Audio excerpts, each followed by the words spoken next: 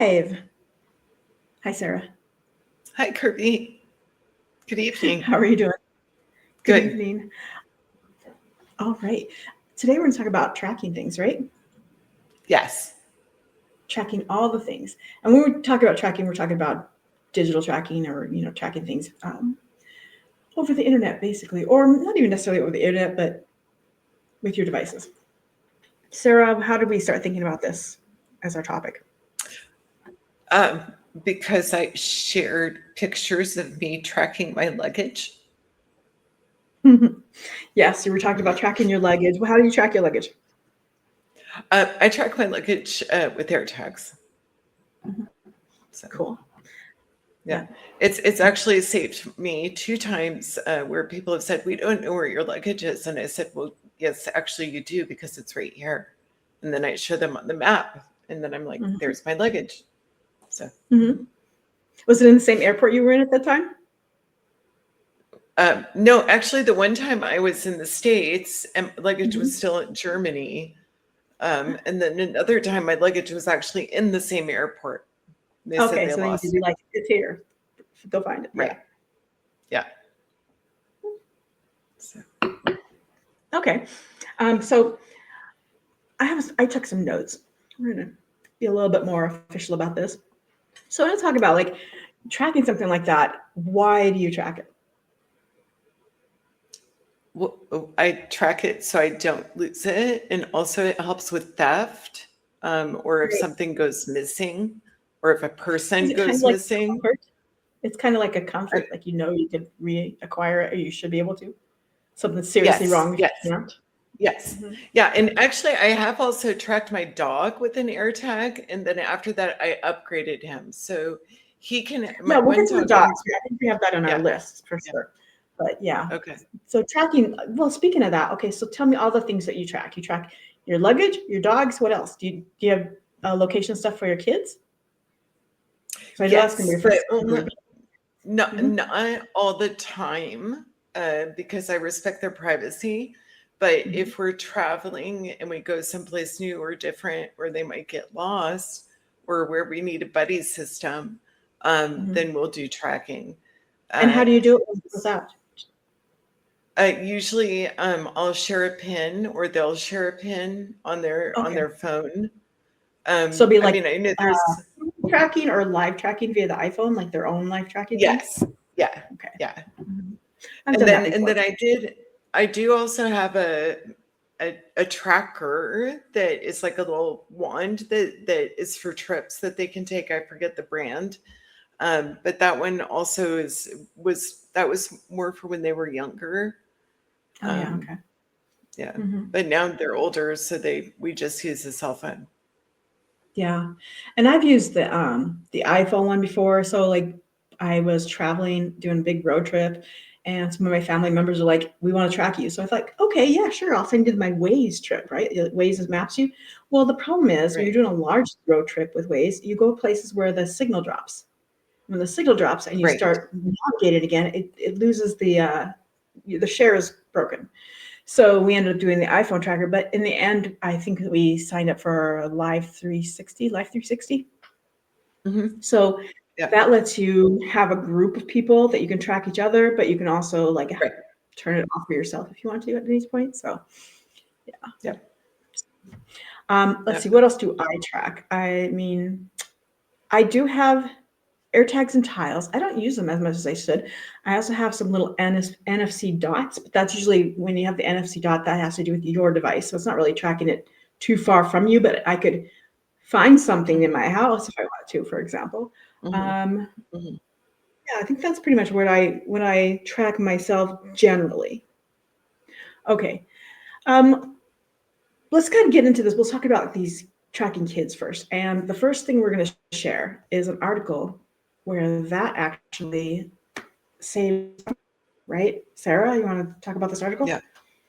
Yes. So actually, this happened this last Christmas, and what happened was this man's child was um, kidnapped while she was walking the dog. She had, I think it was 360, and so he was able Okay. to use that and go and get her. so Mhm. that she wasn't kept from being kidnapped.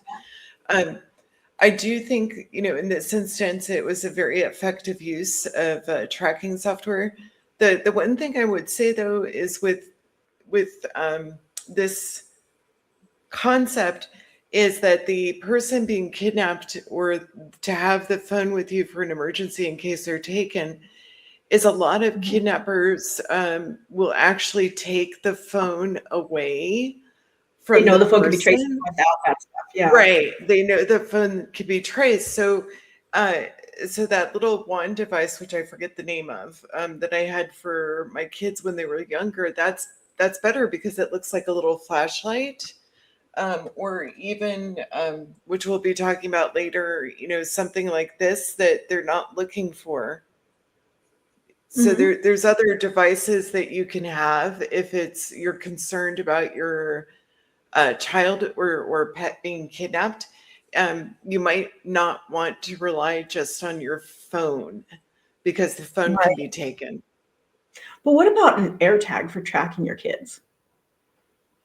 I, the problem with an AirTag is unless the person who has the AirTag knows to turn off the beeping sound that would alert people that there's an AirTag there, Mhm. um, the AirTag would tell the kidnapper that there's an AirTag because Yeah, not that everybody knows how to turn off that function. exactly. Yeah. And then also they could use Tile. I'm going to kind of go through some of our tabs because I believe we have, oh, I'm like flipping through things here. Um, yeah, we'll talk about that, about AirTag versus Tile here in a moment. But it's not a perfect tracker either. Although I see online some like keychain holders that you put the AirTag into the keychain and you give your kid that keychain, right? Right, So that's like right. the idea is that okay, they always have that with them because it's on their keys or on their dongle or where on their backpack, on their lanyard or whatever they happen to use. Yes. Yeah. Very good. so so tracking kids, again, I know most of the parents that I know are tracking kids, you know, Hmm. a lot of times Hmm. 24/7. And you say you give Well, your kids some privacy. Here's the thing is like if I guess I don't know if they don't look at it unless there's a problem, I think.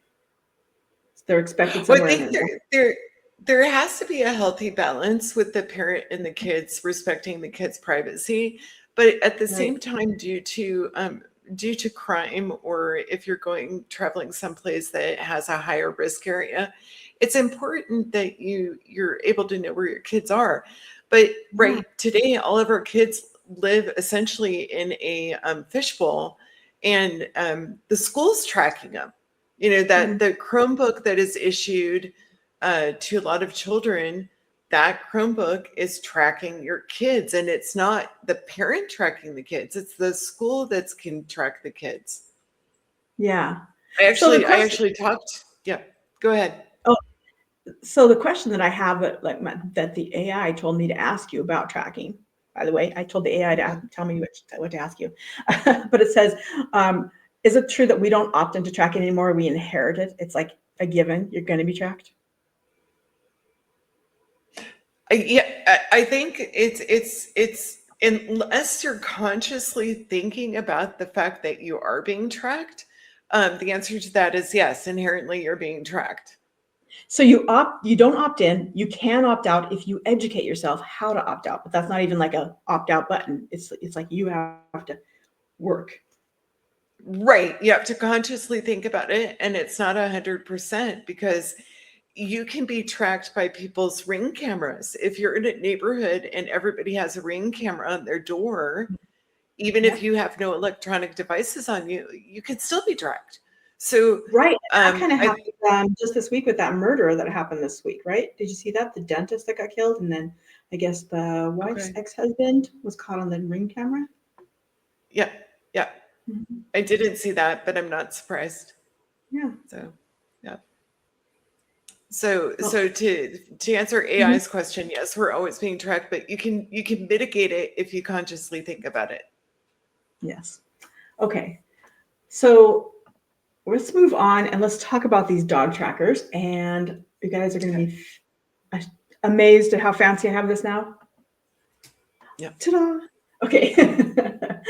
I'm learning. All right. So anyway, smart trackers for dogs and cats. And you have some. Now, is this the brand you have right here, Tractive? Yes, I have Tractive. It has real-time GPS. The thing that I like about, and it looks like this.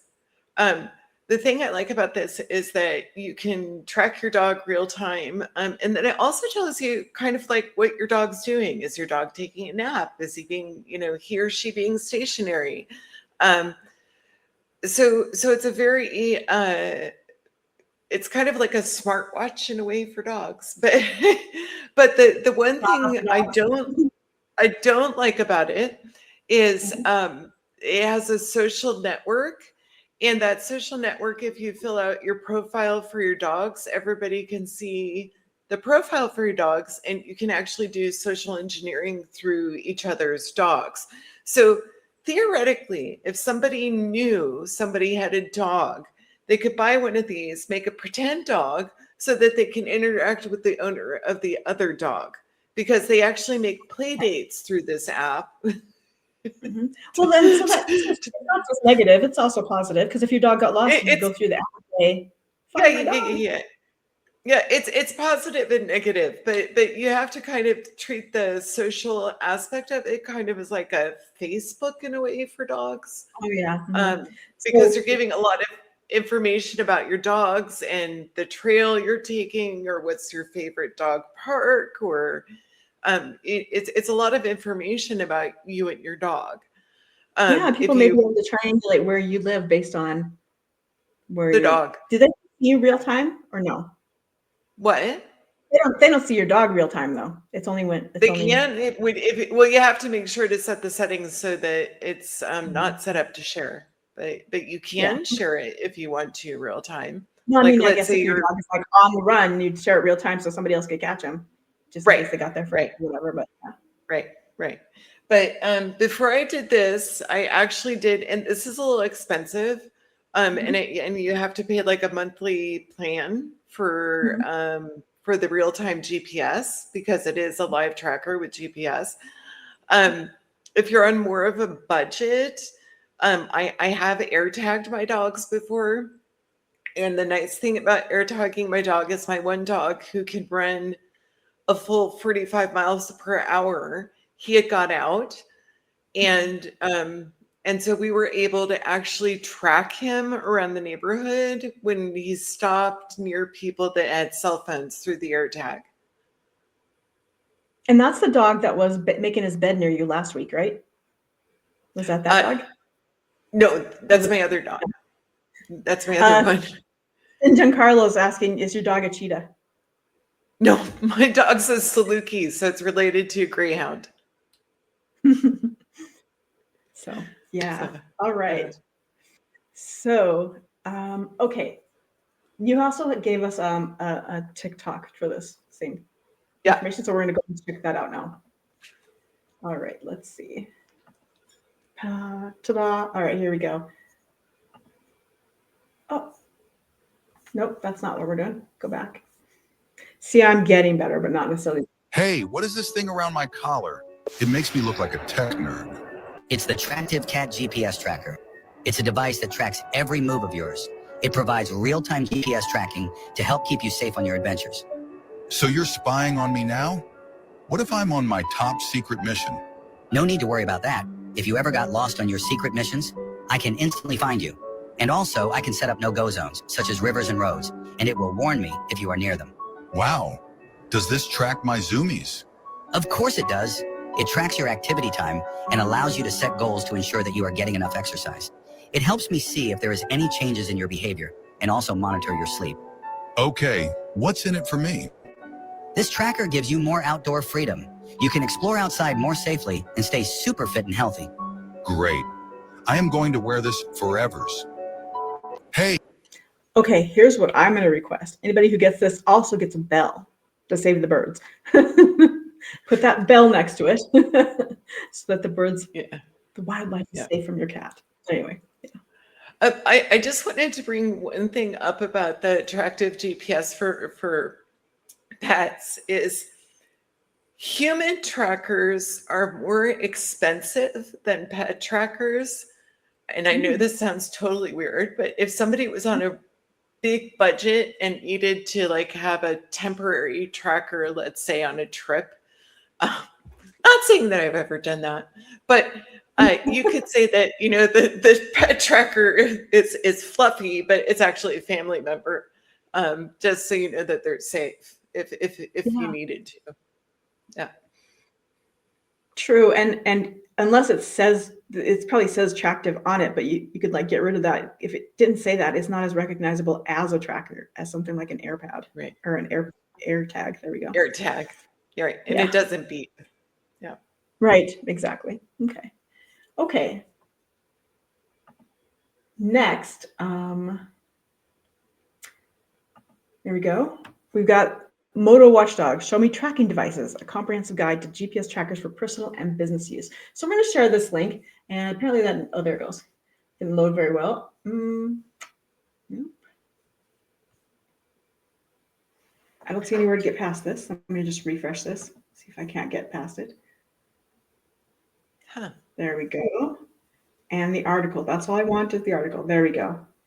So you can, you know, they've got a list of different kinds of tracking devices down here to kind of track all of your devices. Now, something I forgot to put in here is that Prey Project is another app, download that you can put on your devices as well that will track most of your devices. But there's a lot of options for you to do the tracking so that you can, you know where all of your things are.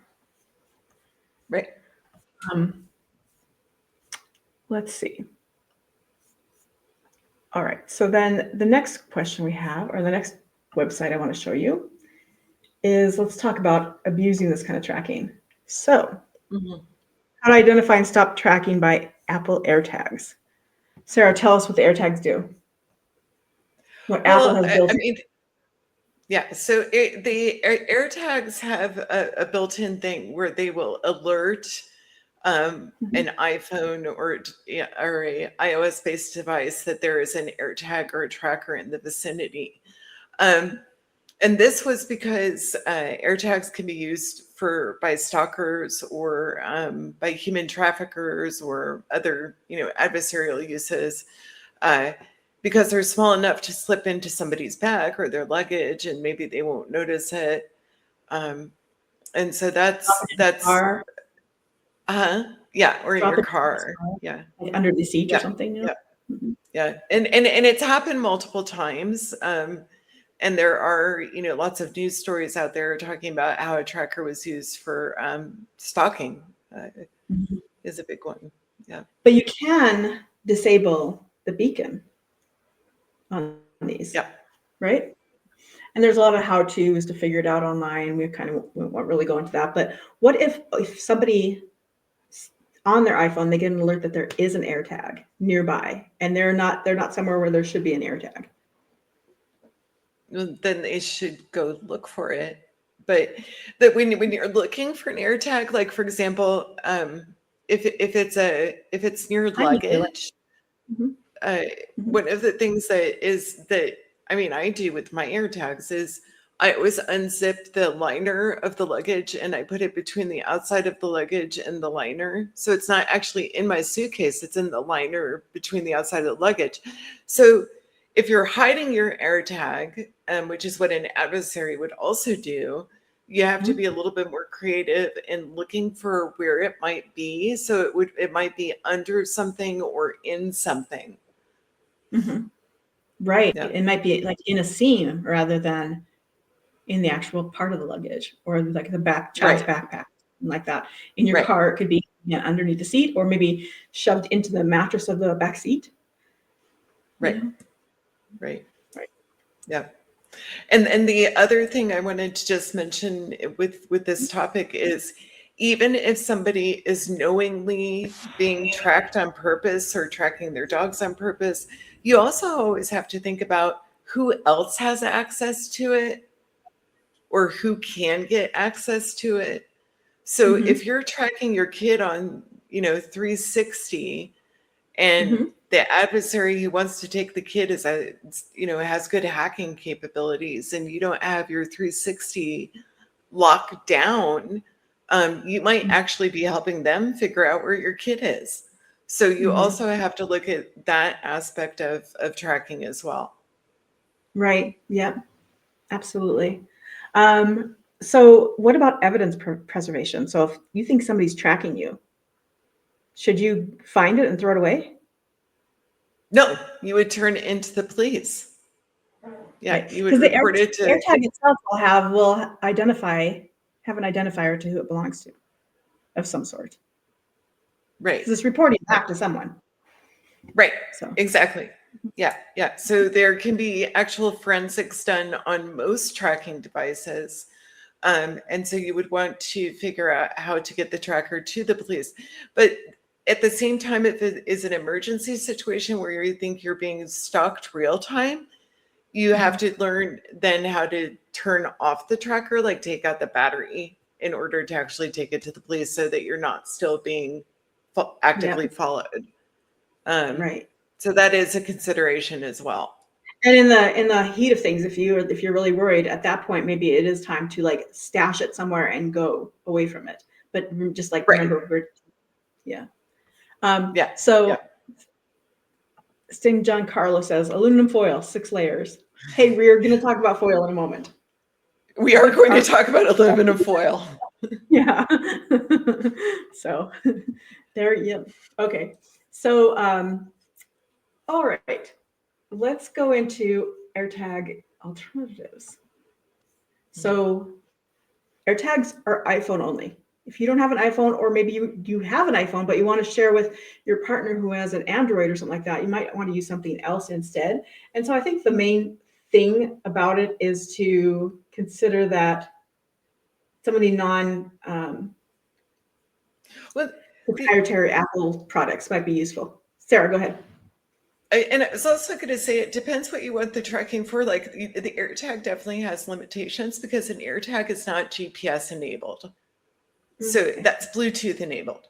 So, so if you need something that's GPS enabled and you want to like track it all the whole time, an AirTag is not what you would want anyways. Okay, explain to everyone what the difference is going to be GPS, because AirTag users can see their stuff on a map. Isn't that GPS? What would the difference be? Right. So the GPS is bouncing off of satellites. The AirTag is bouncing off of somebody's device with Bluetooth. So, yeah. All right, perfect. Okay, so we have some alternatives here. The Chipolo One Spot. I have no experience with that one whatsoever. I do have Tile, which I know is going to be on this Tile Pro. There you go.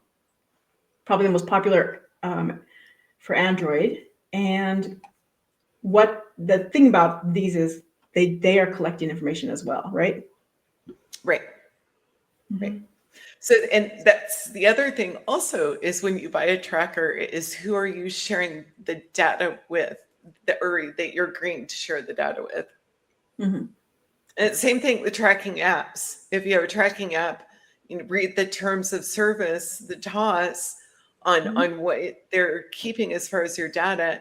And always keep in mind, if they say that that app is free, it's probably not free because you're probably the product. Right, absolutely. These companies are making money in some way. And so if it's something like this where you're not getting fed ads all the time, there's something else that they're doing to make money, right? So it's probably your data that's being sent to someone else. All right, so speaking of that, Tile's lack of encryption is a danger for users. What does this mean? That means that it's easy to hack, theoretically. So if it's not encrypted, it's easier to penetrate, which means that, again, other people might have access to your tracker, at which point they can have the same data. So then how secure is it really? Yeah, and of course, encryption meaning that the data is not readable when something's encrypted. You have to have the encryption key. And if it's not unreadable, if they hacked an AirTag the same way they hack a Tile, if the AirTag's encrypted, they don't understand the data. The Tile, they would understand the data. it's in the Yes. clear. Is that Yeah. right? Mhm. Yeah. Okay.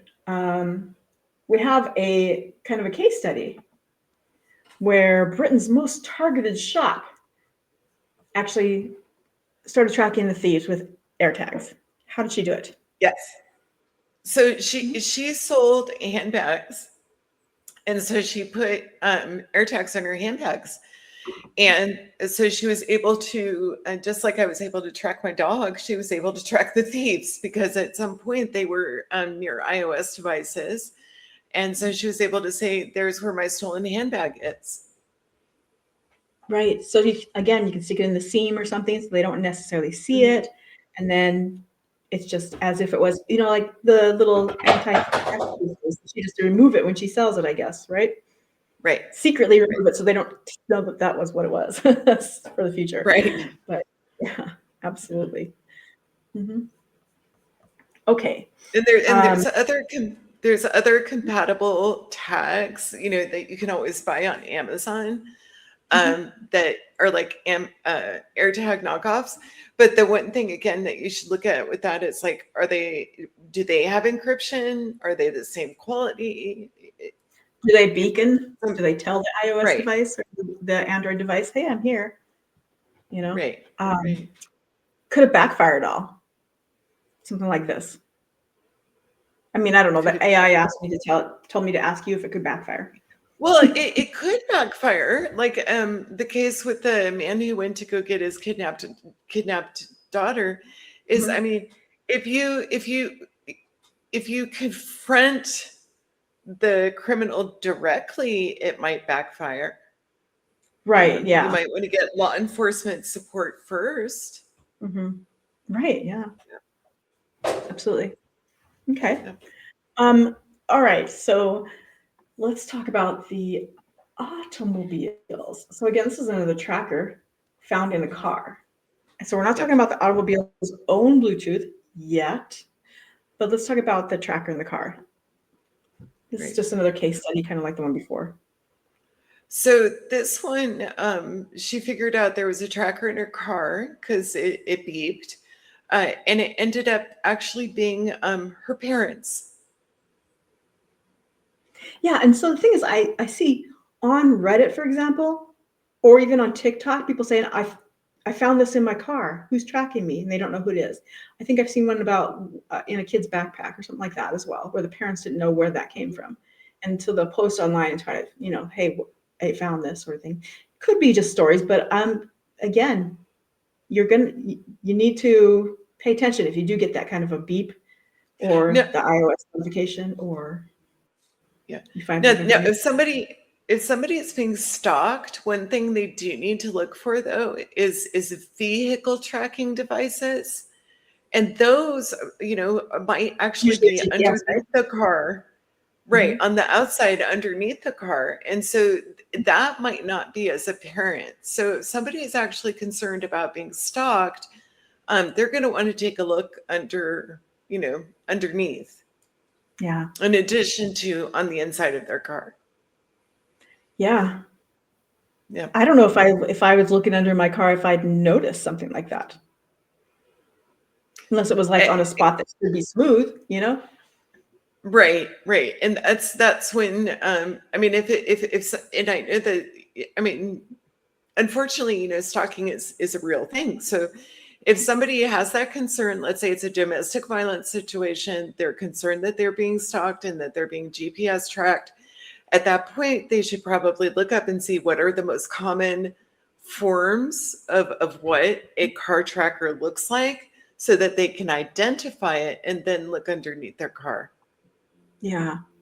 So Stingy Carla says, buy here, pay here, car lots, put them on for easy repos. Yeah. So like the car lot Yeah. themselves. And I have heard of that. I've heard that there's also one that's like more built into the car as well. So like you wouldn't take it out even after you fully own the car. It's still going to be sitting there. But yeah, the repos, definitely they have them on cars. So if you find a tracker in your car and you just bought the car, it might just really be the car company. Right. And the other suggestion, actually, after reading a comment that I would also say is if the person is really that concerned about it and they suspect it, is it doesn't hurt to go to a local police station and say, hey, I'm worried about this. Does anybody have time to show me how to look for it on my car? And I bet a Exactly. lot of times somebody would help them look for it. Yeah, and they would know what to look for. So that would Right. be a little bit of Right. peace of mind, knowing that it's not just you trying to figure out what's supposed to be under your car and what's not supposed to be under your car, right? Right. Yeah. So, okay, we have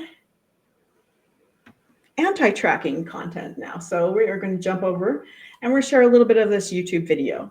So I'll just start it off, and then I'm going to leave most of it for you to kind of check out yourself. But Faraday containers. These are really interesting.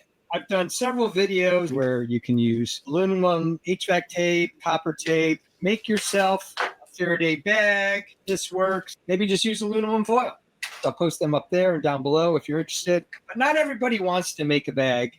Aluminum foil is like hit or miss. You get one little pinhole and it's over. So I've decided to do 2 different videos. One with Faraday bags that you can purchase. These were $6 for 2, and these were $11, $12 for 2. On another video, I'm going to go into containers you might have in your home, which ones work and which ones don't. so again, this video, we're going to have this in the show notes. And if anybody who's on Twitch right now, we will give you the link in the chat. But he goes into testing a number of these things. And it's not a bad idea to learn how to test this so that you could, if you needed to test this. Sarah has some opinions on Faraday bags. So I'm going to let her go and take it away.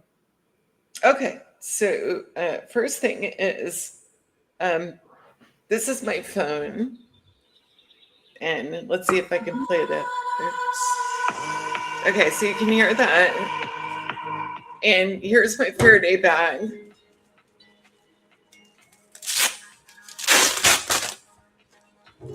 So If I put my testing phone it. in my Faraday, I'm testing it right now. And so I'm putting it in the Faraday bag. Gosh. And She's the using one the thing, internet. so this one right now, because I have the seams open, it's still playing music. So she hasn't sealed it. Right. But now it's off because it's sealed. So that just shows that Yeah. Faraday So bags what's interesting do is work. Yeah, they do work. And I want to highlight that it shows that it's not just the bag itself. You can't just like wrap it up in the bag and just like a bag of chips and like hope that's good enough. You got to seal those seams. Right. Then Giancarlo likes your jam. So that was a German band called Klangphonics, Klangphonics, and I've seen them in concert twice. Highly recommend. Nice. Right. All right. So I'm trying to type that into there. Let's see. Yeah. There you go. All right. So. Great. So opinions on Faraday bags. I have 2 here. So they're both from Paraben. And the thing I like about these bags is that they actually have silver in the material, and the website for Paraben has actual testing on it, on like the hertz and there's the MHC and how much strength they have. So these I know are very good, and they're patented, and they're also the first Faraday bags. So Paraben actually made the first patented Faraday bags, and they're called Stronghold. Yes, exactly, Amber Schroeder. And so this is just, if you want to learn more about Faraday bags, even if you don't buy one of her Faraday bags, you can go to the website and it'll have a lot of information on the specifications of what a Faraday bag should have. There's a lot that aren't up to quality. And the thing with hers are, it's very hard right now to get a Paraben one, unless you find one that's already out there, because unless you're going to order in a batch of 500 or more, she's not going to create them. And that has to do with importing pieces of them, etc. And she has a certain standard that she's not going to drop. So I would trust her bag. So always make sure though, before you buy a Faraday bag, is always look at the reviews online. This one you'd have to be really, really close to a cell phone tower in order for it to be compromised.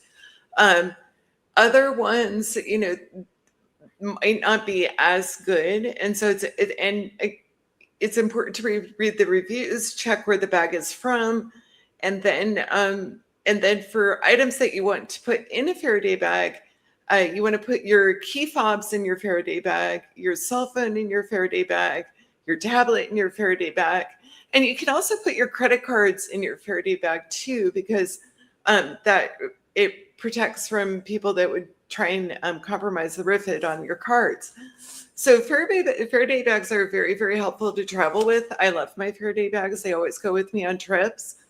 The one big thing though to keep in mind is if you, as soon as you take your device out of the bag, at that point you're going to most likely provide a ping on whatever device it is. So if you don't want somebody to know that location, you wouldn't take it out of your bag. So that means maybe you want to use an old school map if you don't want somebody to know your route and where you're going. Mm-hmm. Yeah, Absolutely. that's my opinion. But, Mm-hmm. Yeah, and I'll second that part. Like the Faraday bags are great, but the minute you take it out, so say you're like en route somewhere, you're not going to take, maybe you're going to keep that device in. When you get there, you take it out so you could check your email. Okay, now it just pinged, and again, like that's the tracking's back on, right? So right. Okay, let's talk about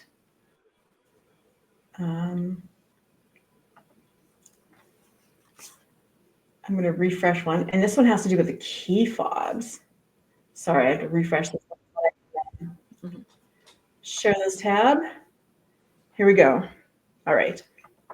Reveals thieves working in pairs, one by your car, one near your house. Using a relay attack, they intercept your key fob's wireless signal, rebroadcast it to your vehicle, and trick it into unlocking and starting, all in under 30 seconds. How to stop them: block the signal. Store your keys in a Faraday bag or metal box when at home. Never leave keys near doors, windows. Thieves can detect signals from outside, so your car will not disappear that easily. Security footage reveals thieves. Okay. AI, your car doesn't disappear that easy.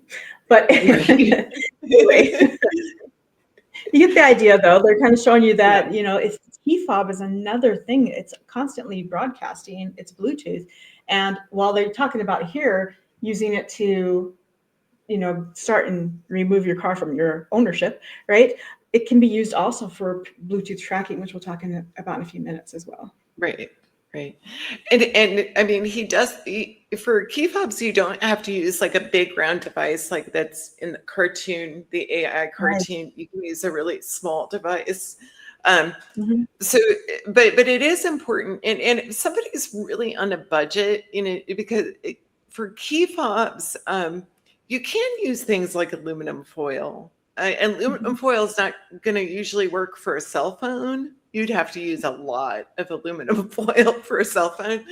But for key fob, you could, or you could find just like a cookie can, like a tin biscuit can that has like Christmas cookies in it for your key fobs. Yeah, and I think that's our next section is kind of what does work and what does not work. Talking about Faraday bags first, right? But then we're also going to talk about what could work for things that are not cell network, mobile network enabled, but rather Bluetooth only. So you need a Faraday bag for your phone. Foil's not going to work for your phone. A tin can's not going to work for your phone, right? Right. So we do have this article on SpyFi. It's a great name for a website, right? To shield your information. But additionally, let's see. Oh, by the way, sir, the AI wants me to ask you, why do most bags fail? Most Faraday bags. Why do they fail? Well, why would usually they fail? A lot of times it's either the quality of the bag, or the big thing though is usually human error. So they won't have the top closed properly, And then the other reason they would fail is when taking it in and out of the bag often, because at that point it just defeats the whole use of the bag. Mhm. Yeah. All right. Okay, we've got another one. Criminals are making sure you can't hear this sound when they hide Apple AirTags in your car or your personal belongings. They're removing the internal speakers on purpose, and here's how you can easily find Apple AirTags even if the speakers have been removed. You can use an ESP32 Marauder board, and right below it is a Flipper Zero. Both are awesome devices. Okay, Sarah, show off. Let's see it. Let's see it. Okay. This is my Flipper Zero. Right. This was my other big Christmas present, because I really, really wanted a Flipper Zero. I need to get the Marauder board to go with it. And I need to get the board so I can do, and then I have to do a firmware update. But I can use this to essentially detect tracking devices, and also from an adversarial perspective, theoretically, to mess with other people's key fobs, but only with their permission. Or surveil. You can surveil Bluetooth signals. Oh, absolutely. Absolutely. Yeah. Yeah. Yep. St. John Carlos. Oh, and just a comment. He said, He's oh my God. Okay. So the only thing I have to say about this, though, is if you decide to get a Flipper Zero, is check to make sure that it is legal in the country you are in. It's legal in the US and it's legal where I am now, but there are some places where you're not allowed to have a Flipper Zero. Okay, interesting. Good point. Yeah, and so even with this, what's the little add-on called? Marauder. Well, it's a development board for Marauder. Right. Okay. So even with the Marauder, it's not huge. It's something you could conceal in a bag or backpack or something like that. It's not something that you could get away from. And I don't know what ESP32 means, Sarah. That's the software. I actually have a URL for the. Hold on, let me see. Here's the right now. I'm going to put this in the chat. Where's the chat? Perfect. Oh, here it is. And I will share that across to our document so we do not lose it. And it'll be in the. Yeah, so that explains the Marauder software and the Marauder development board that you would put with the Flipper Zero, and you can use that in the chat for actually. I put it in studio chat. Oh, it's in private chat. I do not. Why is it going to private? Okay. Chat?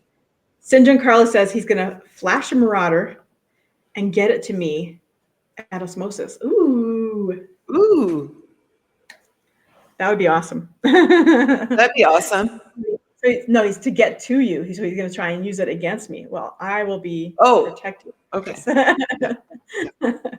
So interesting though. But well, even everybody who thinks they're protected, you're not really protected. Yeah, but we'll talk about that again in a moment as well.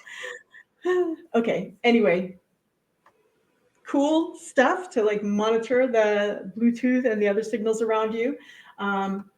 Now let's talk about.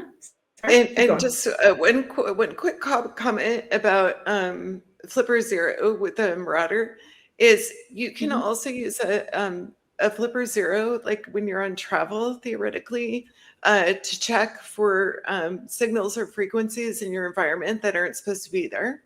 So like if you're staying in a hotel and you're trying to figure out if there's things in your room that shouldn't be there, then a Flipper Zero theoretically can help with that.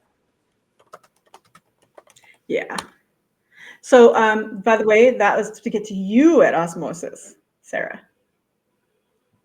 Oh. So he's going to flash a Marauder and get it to me to get to you. All right. So to get to me. Not to use against you, apparently, to get to you. All right. Okay. So anyway, we have a guy on TikTok here. So I'm going to flip over to this TikTok one. And he's talking about making a Faraday cage. Yes. Oh, why every time I refresh this? Do that. Anyway. Apparently you have to eat while you're doing it. Let's check it out. How to build a Faraday cage. Difficulties easy. Material cost $44, about 30 minutes to do it. What is a Faraday cage? Microwave Faraday cage. Ammo can Faraday cage. It's got a list of materials, pictures showing how to do all of the work, instructions using a Faraday cage. This is the No Grid Survival Projects, How to Produce Everything You Need on Your Property survival book. This is a killer book, and honestly, every household needs to have one of these at their dispense. If you guys want to check out more info on it, I'll drop it down. So, homemade Faraday cages. Again, I would suggest, make them, definitely, but test the hell out of them, right? Right. Well, and that's the big thing with this is, I think is testing to make sure that what you have is actually containing the signals. At where I reside, I have a partial Faraday cage in my office just by the fact that I have metal blinds. And so when I close the metal blinds, it actually blocks a lot of signals. So like, I can test this because I can see like all the Wi-Fi signals outside of my window when I have the blinds up. But as soon as I put those blinds down, I can no longer see my next door neighbor's Wi-Fi signals. So. Right. And so, yes, a lot of times that's accidental. I know that a lot of people who live in the stucco houses in, for example, the Southwest, some of the stucco, because of the way that they have the wire mesh inside the stucco, it basically acts as a Faraday cage for your house. So you're wondering, like, I live in the middle of the city. Why in this room do I not have any signal? And I have to go to this part of the house to get signal. And it has to do with the way the stucco was built. Mm-hmm, mm-hmm. It was very strange to discover that. Yeah, and then you have to get repeaters. Right, throughout your house, which can make it easier. But yeah, definitely you can accidentally create a Faraday cage. But then also, it's not a bad idea to learn how and learn why Faraday cage works and to test to make sure that you know that the one that you're building does work, so that if you need to at some point, you can throw devices in, because almost every device that you have that's out there doing whatever for you is doing some sort of broadcasting and can be sensed by it, can be tracked in some way. Even if the broadcast isn't automatic, maybe it needs to receive a ping before it broadcasts. A lot of these, people who are tracking these things know that, and they're beaconing out those pings to force your device to broadcast. And so it depends on how paranoid you are, but I have a quote from me to you in my blog. We'll talk about that. Anyway, let's talk about the next one. Does a Faraday bag block the radio? And I think this is what you tested, if I'm correct, right, Sarah? Yep. Hold on, let me switch the tab, and then what I'm going to do is I'm going to refresh that so we can get the video to play from the start again without going to the ocean forecast system as of Friday, March 17th. 48 nautical miles east of Moss Inlet. 35 nautical miles east of Port Canaveral. I would want a Faraday bag just for that radio alone, because it was kind of annoying.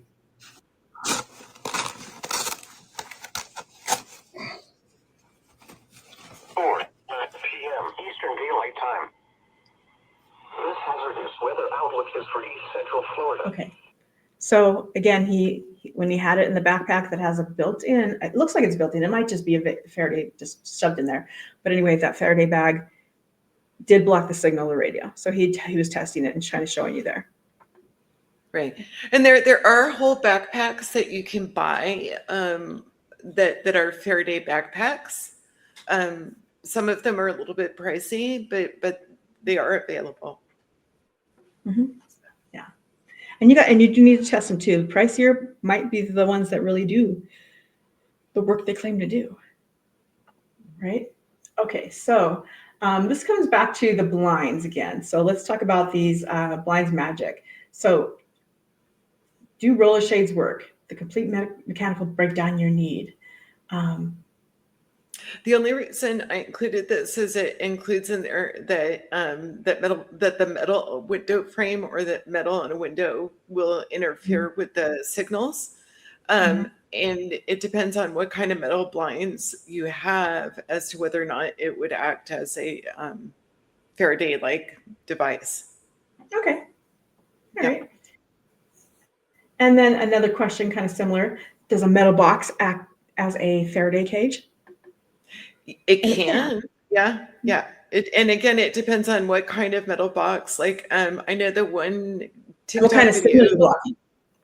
Right, what kind of signal you're blocking. An ammo can or an ammo box is actually not a bad idea. I mean, ammo boxes are nice, usually a nice quality of metal. So Sturdy. I don't know. I've never tried one with a cell phone, so I don't know if it would work with a cell phone, but it would be worth a test. Challenge. That might be a challenge. I might go and get Yeah. ammo can and try and see if it'll work out. Yeah. All right. So based on knowing we were going to talk about all of this morning, I started thinking about, well, we had all these examples that Sarah had gathered about for cell phones, but the always on Bluetooth thing really wasn't addressed much. So I thought I might as well write a little blog about it. So this is my blog, my article about why always on devices matter. And it goes really into just Bluetooth, really, really Bluetooth, because there's a lot of devices that have Bluetooth and it makes our life so easy and convenient. But the problem is they're always on. Some of them don't have an off button at all, but even if they had an off button or a disconnect button, people don't use it because it's inconvenient. And that's where that Marauder will come in. That's where Ubertooth comes in. If you have an Ubertooth, even some iPhone apps. So for example, I have a graphic here from just an app. You can get on iPhone or Android. It's not telling you the names of the devices, but it will tell you what kind of devices there are. And so this is just telling you, you can see exactly my MacBook Pro, 16-inch M3 Max 16 core. Now you know probably what my main computer is because I don't see any other Macs connecting, right? But you see some other things. I don't know what Tuya information is, but you could look that up and see what kind of other smart devices I have. This is just hanging around at my house. Actually, I do have 2 MacBooks connecting now that I see it. But again, it's giving you a list of the devices around, and you can, even using these free apps, this is a free one called Bluehound, you could use an app like this that's going to help you triangulate and figure out, who's around you and what app you're actually looking for. You can take it further though. And that's when you go to something like a hardware-based thing, like the Marauder possibly, or Ubertooth. And these things can be dead cheap. I don't know how much the Marauder is. I imagine with the Flip, it's probably quite a bit. But Ubertooth is usually under $100 on Amazon. So the Marauder accessory for Flipper is about $40. Okay, so the Marauder accessory is not bad. How much is the Flipper? It depends. I got mine with some accessories, so mine was about, I think, probably about $230. But I know that you can get them for right. But you can't get the base model for less than that. Right, and so these you think of something like that, the Flipper with Marauder, or an Ubertooth as a research tool that only people who are really serious about it are going to use, but they're cheap and they're actually fairly easy. Ubertooth, you don't need much knowledge. You just need to know how to do command lines. And that the Flipper will control the Marauder, if I'm correct, right? So it's not really going to be that difficult. And when you have one of these hardware-based ones, they're actually listening in for the radio signal. They're not like the app where it's going to actually cleanse it and provide some privacy guidelines to it first. They're actually getting the radio signal raw, which means that whatever's contained in that, whether it's MAC addresses or whatever, they can actually can collect and break out for you. And you can use programs and or AI to help you detect patterns.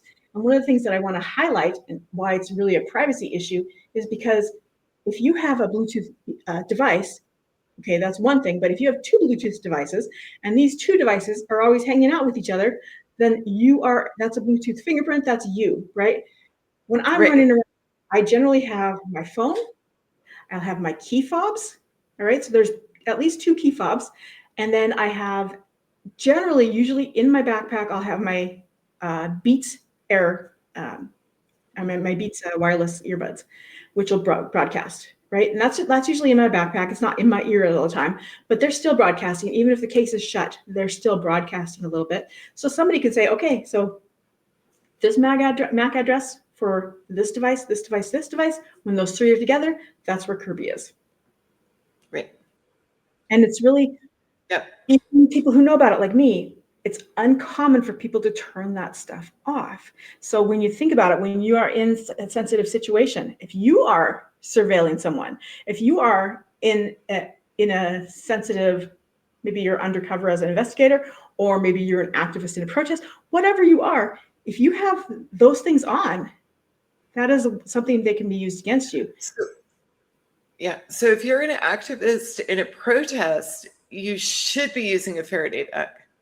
I mean, just you're an investigator going undercover, and you're carrying other devices with you. You should also be using a Faraday bag.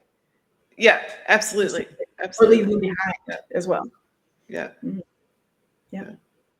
Absolutely. So it's something that I think everybody needs to pay attention to, but it's very underestimated. So I just wanted to bring that forward a little bit with my blog. And now let's have our little palette cleanser, our AI slop of the week, right, Sarah? Yes. So, this week is an Ellet. All right. All right, it's loading. Oh no, I did cats.